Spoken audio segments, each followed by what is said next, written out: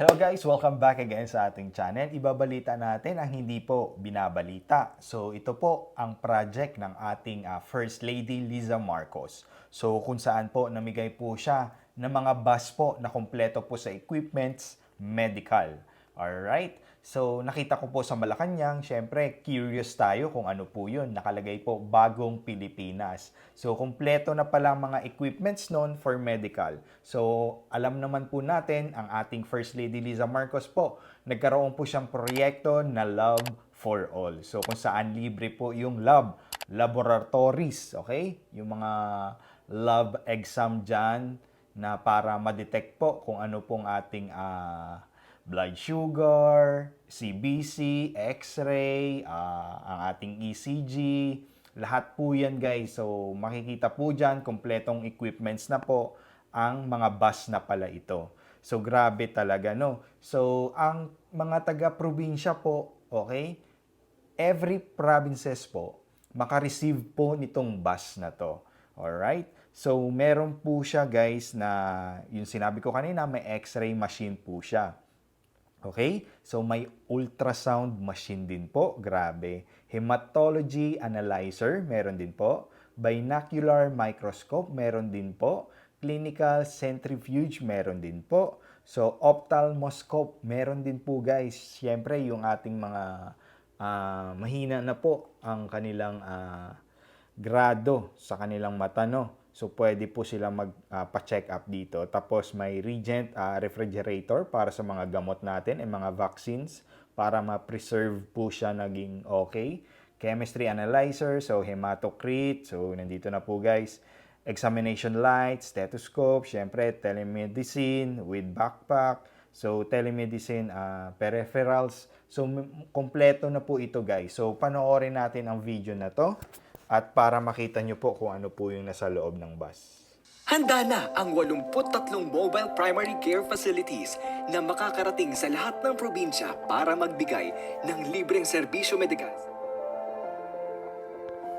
Lula nito ang iba't ibang medical equipment tulad ng mobile digital x-ray machine, ultrasound machine, hematology analyzer, binocular microscope, clinical centrifuge, ophthalmoscope, Regent refrigerator, at iba pang kagamitan para masiguro ang wastong resulta ng laboratory test. Sa katunayan, sinimulan ng ipamahagi sa mga lokal na pamahalaan ang mobile primary care facilities tulad ng naganap na seremonya sa Kapitolyo ng Pampanga. Dinaluhan ito ng mga lokal na opisyales mula sa mga karatig na probinsya kung saan tinanggap nila ang mobile clinics. Bukod sa pamamahagi ng pasilidad, sinisiguro ng pamahalaan na handa rin ang local health officials sa pagpapatakbo ng medical equipment nito.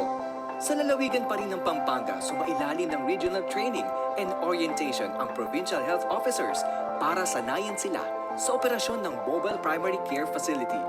Buong bansa ang serbisyo ng libreng laboratorio, konsultasyon at gamot para tugunan ang pangangailangang medikal.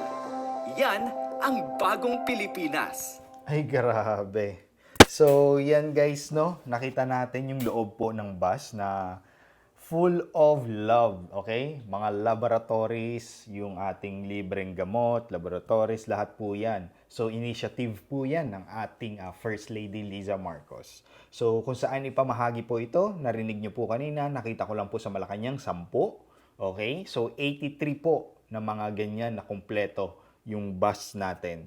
So, kumpletong mga equipments para sa pag-check up at para syempre makatulong po sa ating mga kababayan na walang anuman na hindi po afford pa-check up tsaka magpa-laboratories kung anuman po ang kanilang mga resulta. So, meron na po sila. So, pagpunta po nila dun sa event, okay, ng Love for All, so meron na po silang kompleto na, may gamot na.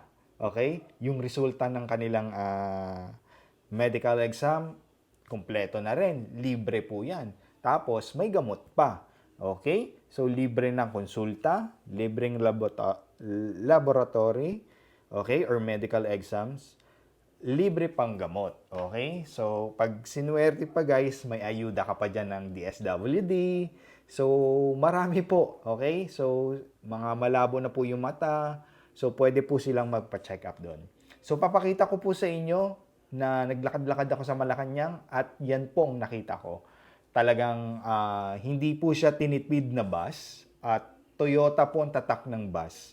At syempre, ano na po talaga, pinakamatibay ang binigay para syempre humaba ang buhay ng medical equipment na to na bus. So napakagandang proyekto na to, kahit saang probinsya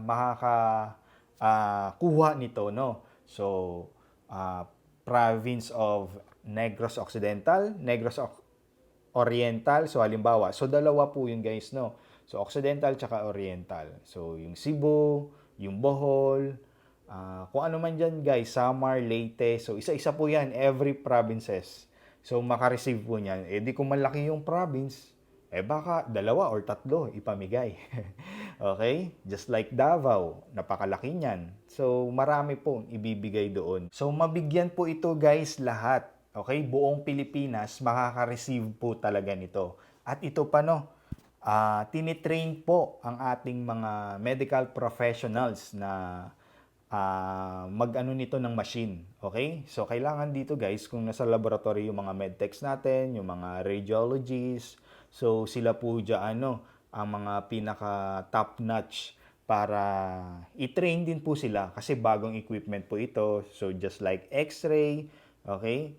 Yung ating ultrasound. So, may mga doctors po dyan. So, para magbasa sila ng resulta at maibigay nilang resulta na precise or accurate po talaga. So, tinitrain po yan kasama ang ating secretary ng DOH na si Dr. Okay?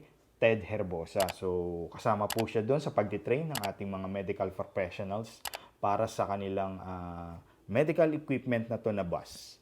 So, ayan po. Papakita ko po sa inyo yung naglakad-lakad ako sa Malacanang, guys. Ayan, papakita ko po. Okay? So, huwag kalimutan mag-like, comment, share, subscribe. At maraming salamat po and thank you so much. So, ito yun, guys. Yung kompleto yung equipments ng bus na to. Okay? So, every province, makakuha sila ng isa nito. So, kompleto yung x-ray, yung pang laboratories, pang ECG. So, lahat nandito na po. So, ilang probinsya yan dito ibibigay, 1, 2, 3, 4, 5, 6, 7, 8, 9, 10. Oh, grabe. Ito yung proyekto ng ating First Lady pala. Okay? So, first batch pa lang to. So, magkakaroon talaga sa Visayas and Mindanao din. Okay? So, ayan guys. Ang dami nito. Nandito tayo ngayon sa Malacanang. Okay? So, Malacanang Palace. Kakatapos lang po ang konsyerto sa palasyo. Okay? Ng mga health workers. So, ayan oh. Kompleto na po yan. May ECG, may laboratory, may x-ray. Kung anong papagawa mo po na mobile bus na to. Okay? So ayan, bagong Pilipinas, Toyota. Kumbaga, hindi tinipid, no? Ay putik na yan. Toyota guys, oh. Oh. Oh. Oh. Toyota, may external power, may generator. Oh, dito na pala. Kompleto na. Ay, grabe. Oh, yung gulong, Toyota to, tibay to. Anong tatak sa ano? Oh, kaya today. Toyota guys, oh. Oh, hindi tinipid. Oh, lupe. So may DOH na tatak. Department of Health. Okay? Kahit bumaha, kayang-kaya. Oh. Kasi nandito yung exhaust niya. Alright. Grabe.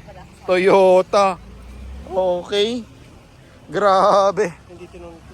Oh, hindi tinipid. Top notch. Mobile laboratories. Oh, nandito tayo ngayon sa Malacanang, oh. Yan. So, grabe. Grabe ito.